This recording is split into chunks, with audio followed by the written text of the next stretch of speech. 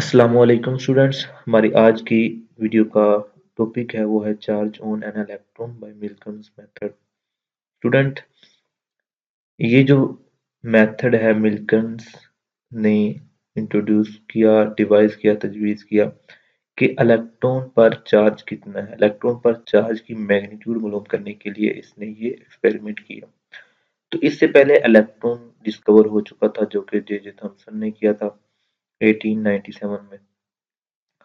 तो ये भी हमें पता चल चुका था कि इलेक्ट्रॉन पर नेगेटिव चार्ज होता है, लेकिन उस इलेक्ट्रॉन पर चार्ज की मैग्नीट्यूड क्या है ये नहीं मालूम था। तो कुछ साइंसदानों का ये ख्याल था कि इलेक्ट्रॉन पर मुख्तलिफ चार्जेस होते हैं मुख्तलिफ मैग्नीट्यूड के। तो मिल्कन्स एक साइंटिस्ट था, आर ए रॉबर्ट ए मिल्कन्स, जिसने इस एक्सपेरिमेंट को तजवीज़ किया, इस एक्सपेरिमेंट को किया। इस एक्सपेरिमेंट के ज़रिए से उसने इलेक्ट्रॉन पर चार्ज की वैल्यू मालूम की। तो ये कैसे इसने एक्सपेरिमेंट किया, क्या थी इस एक्सपेरिमेंट की वर्किंग और उसने कैसे इलेक्ट्रॉन पर चार्ज मालूम किया, तो ये आज हम इस वीडियो में डिस्कस करते हैं। तो स्टूडेंट, इस टॉपिक की हम इंट्रोडक्शन में ये लिखेंगे कि in 1909 R.A. Millikan devised a technique that resulted in precise measurement of the charge on an electron. This is the first method to find the charge on an electron. तो student 1909 में R A मिल्कन ने इस experiment को किया और इस experiment के जरिए से इलेक्ट्रॉन पर चार्ज की वैल्यू मालूम की। तो स्टूडेंट, इसके पहले हम डायग्राम की बात कर लेते हैं, स्कीमेटिक डायग्राम। ये इस स्कीमेटिक डायग्राम में ये मैंने दो तरह की डायग्राम दी हुई है। एक है इसकी स्कीमेटिक डायग्राम और एक है जैसे उसने ऑपरेटर सेट किया था, जैसे जैसे चीज़ें उसने यूज़ की थी वैसे मैंने ये एक विजुअल डायग्राम बनाई हुई है। तो स्कीमेटिक डायग्राम जो आपकी बुक पे बनी हुई है उसी डायग्राम को मैंने यहाँ पर प्लॉट किया है। तो स्टूडेंट, यहाँ पर इस डायग्राम की बात करें तो यहाँ पर इसने एक एटॉमाइज़र लगाया हुआ है जो कि एक स्प्रे, एक स्प्रिंकल्स का काम करता है कि एक जैसे हम परफ्यूम को दबाते हैं उसमें से बहुत बारीक बारीक से पार्टिकल्स धुंध की शेप फॉर्म में निकलते हैं। ठीक है, मिस्ट की फॉर्म में धुंध को, मिस्ट को धुंध बोलते हैं, तो धुंध की फॉर्म में निकलते हैं बहुत बारीक बारीक पार्टिकल्स। तो यहाँ पर इसने इस एटॉमाइज़र में ऑयल फिल किया हुआ है जो कि यहाँ पर दबाएंगे तो यहाँ से परफ्यूम जैसे बारीक बारीक निकलते हैं दूसरे में से, इसी तरह से ये कतरे ड्रॉप्स निकलेंगे यहाँ से। तो ये यहाँ पर चैम्बर है जिसमें इसने इन ऑयल ड्रॉप्स को कराया है। चैम्बर में उसने एक दो प्लेट्स रखी हुई हैं, एक ऊपर जिसमें एक सुराख है होल और एक नीचे है, और इन दोनों प्लेट्स को उसने बैटरी से जोड़ा हुआ है। ऊपर वाली प्लेट को उसने पॉजिटिव टर्मिनल से जोड़ा हुआ है, नीचे वाली प्लेट को उसने नेगेटिव टर्मिनल के साथ जोड़ा हुआ है। तो यहाँ पर एक ड्रॉप है उसको ऑब्जर्व किया गया है। तो यहाँ पर एक लाइट सोर्स रखा गया है, इस लेंस की मदद से इस लाइट को फोकस किया गया है इस यहाँ पर इस एरिया पर, ताकि हम अच्छे से ऑब्जर्वेशन कर सकें। ये सोर्स है लाइट का, ये लेंस है, ये विंडो 1 है जिससे ये लाइट आ रही है, ये विंडो 2 है जिसमें हमने माइक्रोस्कोप के जरिए से यहाँ पर ये सारा मंजर देखना है। तो ये एच है, ऊपर वाली प्लेट में होल है, मीन के यहाँ से आएंगे ड्रॉप नीचे, और ये प्लेट ऊपर वाली प्लेट पी है, नीचे वाली प्लेट पी डैश है, ये चैम्बर है और ये वोल्टेज है। यहाँ पर अब देखें तो यहाँ पर मैंने एक तरतीब के साथ सभी चीज़ें लिखी हुई हैं।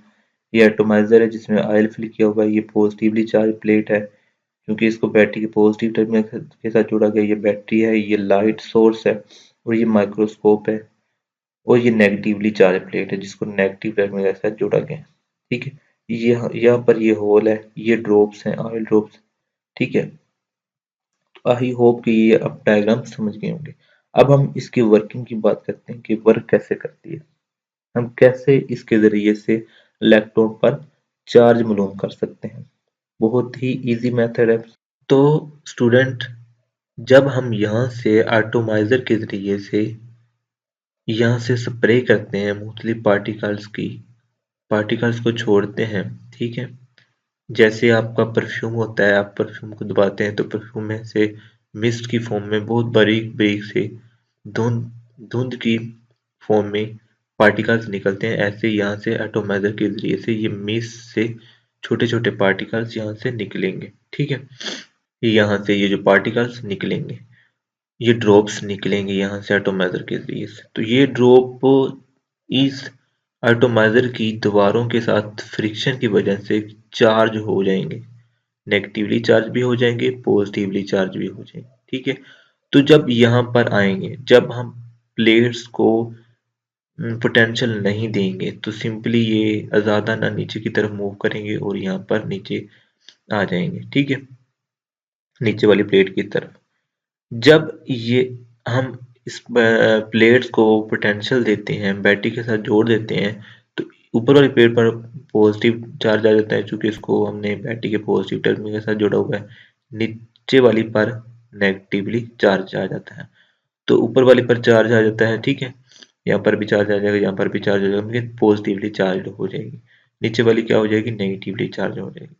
अब ये चार्ज होगी तो ये जो पार्टिकल आ रहे होंगे ये कोई नेगेटिवली चार्ज होंगे, कोई पॉजिटिवली चार्ज होंगे। तो हमने नेगेटिव चार्ज को ऑब्जर्व करना है, क्योंकि हमारा मकसद क्या है, इलेक्ट्रॉन पर नेगेटिव चार्ज होता है, हमने चार्ज उस नेगेटिव चार्ज की मैग्नीट्यूड मालूम करनी है। तो इसका एक और एडवांस तरीका है इसमें कि एक्सरे का इस्तेमाल किया जाता है। एक्सरे की मदद से ये जो एयर होती है इसको आयोनाइज किया जाता है, जिसकी वजह से नेगेटिव चार्ज निकलते हैं और नेगेटिव चार्ज और पॉजिटिव चार्ज टूट जाते हैं और नेगेटिव जो चार्ज होते हैं वो इन ड्रॉप्स के साथ चिपक जाते हैं, जिसकी मदद से ये नेगेटिवली चार्ज होते हैं ड्रॉप। तो उसकी मदद से हम ज़्यादा इजीली मालूम कर सकते हैं। लेकिन यहाँ पर जो आपकी बुक पर उस एक्सरे का कोई सवाल नहीं दिया हुआ, इसलिए मैंने भी वहाँ पर उसका कोई तरीका नहीं बताया हुआ। तो ये जब आएंगे इस फ्रिक्शन की वजह से, एटोमाइजर के साथ फ्रिक्शन की वजह से ये चार्ज हो जाएंगे। तो हमने क्या, नेगेटिव चार्ज, नेगेटिव ड्रॉप को हमने ऑब्जर्व करना है। तो यहाँ से इस रोशनी की मदद से यहाँ पर ये जो एरिया है ये हमने रोशन किया हुआ है, ताकि हम अच्छे से ऑब्जर्व कर सकें इस टेलीस्कोप, इस माइक्रोस्कोप की मदद से। तो क्या होगा स्टूडेंट, जब ये ड्रॉप नीचे की तरफ मूव करेगा, अगर तो ये पोटेंशियल, ये जो ड्रॉप नीचे की तरफ आ रहे होंगे ये किसकी वजह से आ रहे होंगे, ग्रेविटी की फोर्स की वजह से। जो जमीन की ग्रेविटेशनल जो फोर्स होती है उसकी वजह से ये नीचे की तरफ, हमें पता है कि हर चीज नीचे की तरफ ही मूव करती है ग्रेविटी की वजह से, तो ये भी ग्रेविटी की फोर्स की वजह से नीचे की तरफ मूव करेंगे। अगर तो पोटेंशियल ऊपर वाली पोटेंशियल कम होगा, मीन कि पॉजिटिवली चार्ज कम की होगी ये प्लेट, ये नेगेटिवली चार्ज कम होगी, तो जो ये ड्रॉप होगा वो नीचे की तरफ मूव करेगा, स्लोली मूव, उसकी स्पीड कम हो जाएगी। ठीक है, इस पर इस चार्ज की असर की वजह से, ये चार्ज पॉजिटिव होता है, इस ड्रॉप पर नेगेटिव चार्ज होता है, तो पॉजिटिव और नेगेटिव एक दूसरे को कशिश करते हैं और नेगेटिव और पॉजिटिव, नेगेटिव नेगेटिव एक दूसरे को रिपेल करेंगे, तो इसकी स्पीड इस वजह से कम हो जाएगी, कम स्पीड से, पहले की निस्बत कम स्पीड से यहाँ से मूव करेंगे, नीचे की तरफ मूव करेंगे। लेकिन अगर हम और ज्यादा पोटेंशियल दें, बढ़ा दें पोटेंशियल, तो क्या होगा, ये इसकी स्पीड और कम हो जाएगी। ठीक है, और ज्यादा बढ़ाएंगे पोटेंशियल तो और ज्यादा कम हो जाएगी क्योंकि इस पर ज्यादा पॉजिटिव चार्ज आ जाएंगे, ज्यादा पॉजिटिव चार्ज होंगे तो ज्यादा कशिश पैदा हो जाएगी। तो इस ऐसा ऐसा हम इंक्रीज करते जाएंगे पोटेंशियल को और इसकी स्पीड स्लो से स्लो, कम से कम होती जाएगी। एक वक्त आएगा कि एक ऐसा पोटेंशियल हो आएगा, एक ऐसे पोटेंशियल पे इसकी स्पीड बिल्कुल जीरो हो जाएगी, ये रुक जाएंगे अपनी जगह पे। ठीक है, जहां पर होंगे वहां पर ही रुक जाएंगे। तो उस फोर्स, जो उस वक्त जो फोर्स अमल कर रही होगी इस पर, उसको हम कहते हैं इलेक्ट्रिक फोर्स। ठीक है, जो फोर्स उसको ऊपर की जानब अमल कर रही होती है, इस इलेक्ट्रिक फील्ड की वजह से, जो दरम्यान में इलेक्ट्रिक फील्ड पैदा हुआ है इस पॉजिटिवली चार्ज प्लेट की वजह से, नेक्स्ट, और इस नेगेटिवली प्लेट की वजह से इलेक्ट्रिक फील्ड पैदा होगा, इलेक्ट्रिक फील्ड की वजह से इलेक्ट्रोस्टैटिक फोर्स पैदा होगी, जो कि ऊपर की जानब अमल कर रही होगी इस ड्रॉप्स पर। तो क्या होगा, ये जो फोर्स होगी ये ग्रेविटी की फोर्स के बराबर हो जाएगी। तो उसी वक्त ये पार्टिकल क्या होंगे, अपनी अपनी जगह पे रुक जाएंगे। क्या होगा, जब जो इलेक्ट्रोस्टैटिक की फोर्स है और ग्रेविटी की फोर्स आपस में बैलेंस हो जाएगी, तब ये रुक जाएगा। लेकिन अगर हम और बढ़ाएंगे, इस पोटेंशियल और दे देंगे, फोर्स और बढ़ जाएगी। फोर्स और बढ़ेगी तो ये ऊपर की जानिब मूव करना शुरू हो जाएंगे। ये एक्सपेरिमेंट इस तरह से उसने किया, ये ऐसा हुआ।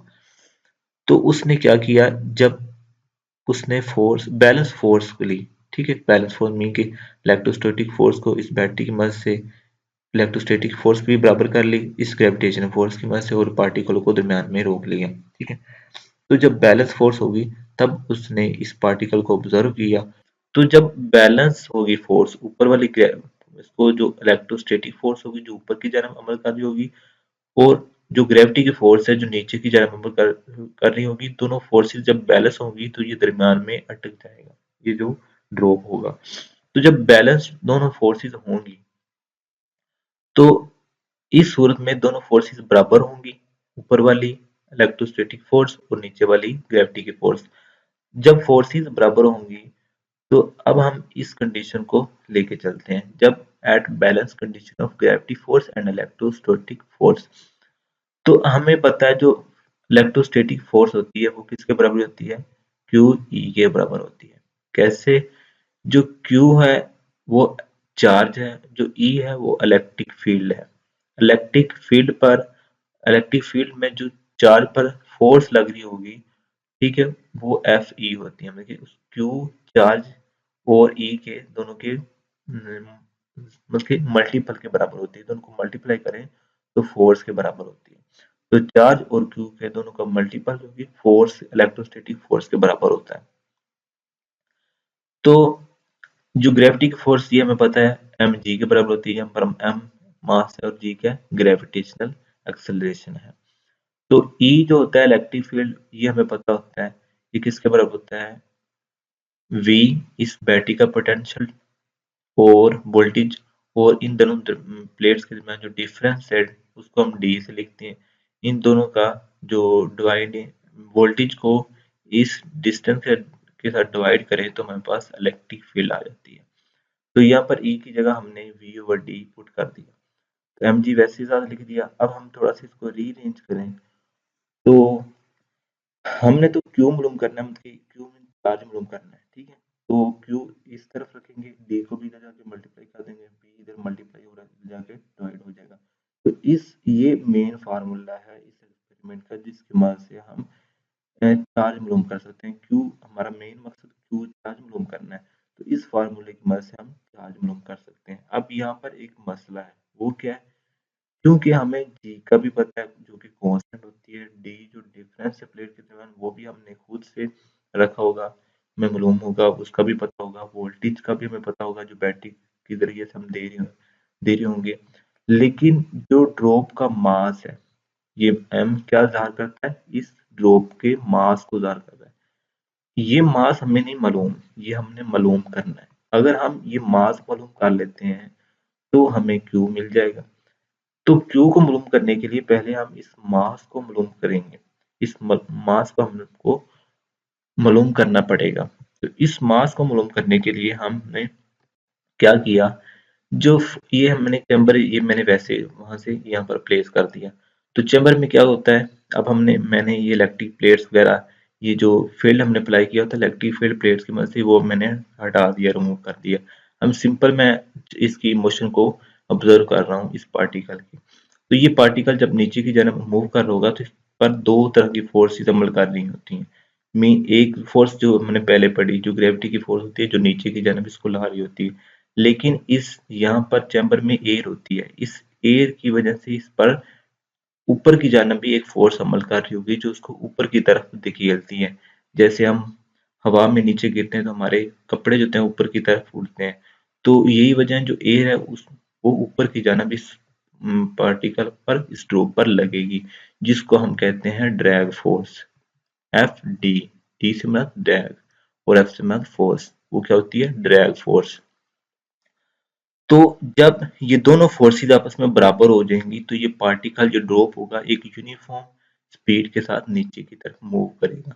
उस स्पीड को क्या कहते हैं, टर्मिनल वेलोसिटी या टर्मिनल स्पीड। तो वी टी से ज़ाहिर करते हैं उसको, वो क्या होती है, terminal velocity, velocity of particle under drag force. ठीक है। अब जो वी टी है, जो स्पीड है, स्पीड है, उसको हम कैसे मालूम कर सकते हैं? उसको हम ये एक थोड़ा सा डिस्टेंस ऑब्जर्व कर लेते हैं, एक डिस्टेंस एक पॉइंट से दूसरे पॉइंट तक, और एक पॉइंट से लेकर दूसरे पॉइंट तक इसका डिस्टेंस मेजर कर लेंगे, और इसकी स्पीड को क्योंकि कितने टाइम में नीचे आ रहा होता है, तो उसको उसकी मदद से हम वी टी मालूम कर सकते हैं, इस फार्मूले की मदद से, S equal to V T की मदद से। तो ऐसे इधर टी इधर जाके डिवाइड हो जाएगा, तो हमने वी टी इस फार्मूले की मदद से मालूम कर सकते हैं। जब ये दोनों फोर्सेस बराबर होंगी, एफ डी ड्रैग फोर्स और ग्रेविटी की फोर्स, तो जब ये दोनों बराबर होंगी तो हमें पता है कि एफ डी किसके बराबर होता है, 6 पाई ईटा आर वी के। ये आपको फिंगर टिप पे आनी चाहिए, ये जो ड्रैग फोर्स ये किसके बराबर होती है, 6 पाई ईटा आर वी टी के बराबर होती है। तो जो ग्रेविटी की फोर्स है वो एम जी के बराबर होती है। अब हमें एम मालूम करना है, तो हम एम की जगह ये एक हमें पता है जो रो डेंसिटी होती है, उसका फार्मूला यहाँ से लेंगे, डेंसिटी का फार्मूला लेंगे। डेंसिटी क्या किसके बराबर होती है, मास पर वॉल्यूम के बराबर होती है। यहाँ से हम मास मालूम कर लेते हैं, और जो कि वी इधर जाके मल्टीप्लाई हो जाएगा, तो ये वी मीन वॉल्यूम, और रो इसका मतलब होता है रो, जिसका मतलब होता है डेंसिटी। तो यहाँ पर ये फार्मूला बन गया है ये डेंसिटी के फार्मूले की मदद से।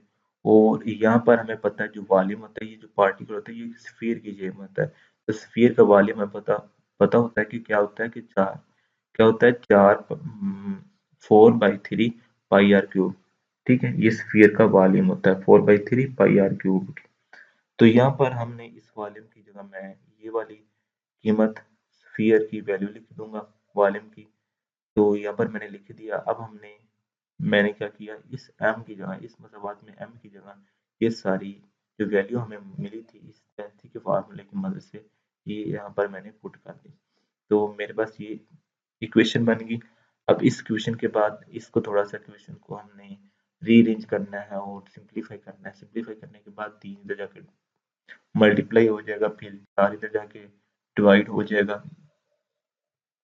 यहाँ पर एक आर है, यहाँ पर आर की 3 है, तो एक आर यहाँ से कट हो जाएगा, आर की 2 बच जाएगा, पाई पाई से कट हो जाएगा, और आर का स्केयर रो जी बच जाएगा। इधर इधर क्या बच जाएगा, 9 9 पर 9/2, और साथ में ईटा और वी टी बच जाएगा। हमें आर चाहिए। आर क्यों चाहिए, इसकी बात मैं पहले क्लियर नहीं की, क्योंकि हमें मास चाहिए, हमें मास मालूम करना है। तो मास मालूम करने के लिए हमें आर चाहिए। आर जो स्फीयर का, इस पार्टिकल के स्फीयर का जो रेडियस होगा वो आर होता है। ठीक है, रेडियस होता है, तो हमें रेडियस चाहिए। तो यहाँ पर हमें रेडियस भी मसला है हमारे लिए, तो हम रेडियस को भी हम मालूम करेंगे। ठीक है, तो रेडियस मालूम करने के लिए ये मैंने सिंपलीफाई कर रहा हूँ इसको। तो सिंप्लीफाई करने से हमें रेडियस की वैल्यू मालूम होगी, जो क्या है 9/2 ईटा वी टी ओवर डेंसिटी जी। तो यहाँ से हम आर की वैल्यू मालूम कर लेंगे। आर की वैल्यू हमें, ईटा जो होता है ये विस्कोसिटी होता है, ये भी कांस्टेंट होता है, इसकी वैल्यू पुट कर देंगे हर मटेरियल के लिए, हर चीज के लिए। ठीक है, ईटा की वैल्यू अलग होती है जो कांस्टेंट होती है। वी टी टर्मिनल वेलोसिटी भी हमें पीछे वाले फार्मूले से मालूम हो जाएगी। रो भी हमें पता है। ठीक है, ये भी कांस्टेंट होती है मुख्तलिफ चीज़ों के लिए, जी की वैल्यू भी कांस्टेंट होती है। ये सभी कांस्टेंट है, तो इसमें वैल्यू हम पुट कर देंगे तो आर की वैल्यू मालूम हो जाएगी। आर की वैल्यू मालूम होगी तो हम इस जगह पर पुट कर देंगे, इस आर की जगह। तो यहाँ पर पुट करेंगे तो हमें एम की वैल्यू आ जाएगी। जब हमें एम की वैल्यू मिलेगी तो ये हमारा मसला सॉल्व हो जाएगा। यहाँ पर हमें एम की वैल्यू आ जाएगी, तो यहाँ पर एम की वैल्यू पुट करेंगे तो हमें क्यू की वैल्यू मिल जाएगी। अब मिल्टन ने ये सारी डेरिवेशन मीन के ये सारे बनाकर फार्मूले, जब यहाँ पर इस पर चार्ज मालूम किया इस पार्टिकल का, तो उसने क्या वैल्यू उसको मिली, उसको वैल्यू जो मिली थी वो मिली थी, सबसे कम जो वैल्यू मिली थी वो थी 1.6 मल्टीप्लाई बाय -19 10⁻⁻19 कूलम। ये उसको सबसे छोटी वैल्यू मिली थी। तो उसने बार बार मुख्तलिफ ड्रॉप्स पर ये तजर्बा, ये एक्सपेरिमेंट किया, तो उसको यही इसी वैल्यू का कुछ ना कुछ मल्टीपल मिल रहा था, मीन इंटेग्रल मल्टीपल मिल रहा था। मीन के इसको एक से ज़रब दें तो जो वैल्यू आती है वो मिल रही थी, कभी कभी 2 से मल्टीप्लाई किया तो जो आंसर आता है वो कभी वैल्यू मिल रही थी। मीन कि ये जो वैल्यू थी इसका कुछ ना कुछ इंटेग्रल मल्टीपल था। इंटेग्रल मल्टीपल का मतलब n और इस वैल्यू के साथ ज़ब्त कर दें n को। n से मुराद 1 2 3, ठीक है। मीन के n और साथ ही ये जो वैल्यू लिख देंगे, ठीक है, ये जो वैल्यू लिख देंगे साथ, यही वैल्यू, ठीक है, यही वैल्यू लिख देंगे यहाँ पर। तो n से मुराद ये क्या है, 1 2 3 4 सो ऑन, जो भी, ठीक है। तो यहाँ पर एक पुट करें तो जो वैल्यू इससे ज़र्ब देने से मिलेगी तो वो यही आ जाएगी। 2 से मल्टीप्लाई करें इस वैल्यू को तो n की जगह 2 प्लेस करें तो जो वैल्यू आती है उसने वो भी वैल्यू मिली उसको। कभी कभी 3 से जो मल्टीप्लाई करें जो वैल्यू मिलती है वो कभी उसको वैल्यू मिली। मीन कि उसको ये उसने कंक्लूड किया, ये बताया कि जो सबसे छोटी वैल्यू उसको मिली वो यही थी, ठीक है ना। वो यही वैल्यू थी 1.6 multiply by 10 raise to power minus 19 coulomb. यही सबसे उसको छोटी वैल्यू मिली थी। इसी वैल्यू को उसने फिर चार्ज का नाम दिया जो कि इलेक्ट्रॉन पर चार्ज था, ठीक है। इस तरह से उसने वैल्यू मालूम कर ली। तो यहाँ पर एक सवाल, एक क्वेश्चन अराइज होता है कि हमने यूज किया हुआ है ऑयल को, ठीक है, ऑयल ड्रॉप्स को यूज किया हुआ है। तो हम ऑयल की जगह क्या कोई और चीज जैसे वाटर है, वाटर को यूज कर सकते हैं। तो इसकी रीजन ये है कि जो वाटर होता है वो जल्दी वेपोराइज हो जाता है, ठीक है। वेपोराइज जल्दी हो जाएगा तो उसका हम वॉल्यूम एक्यूरेटली मालूम नहीं कर सकेंगे। जबकि जो ऑयल होता है, ऑयल के जो ड्रॉप होते हैं वो जल्दी वेपोराइज नहीं होता, तो वो अपनी हालत में रहता है ज़्यादा देर, ठीक है, अपनी स्टेट में। तो इसी वजह से उसका रेडियस हम एक्यूरेट मालूम कर सकेंगे, रेडियस से हम वॉल्यूम उसका मालूम कर सकेंगे।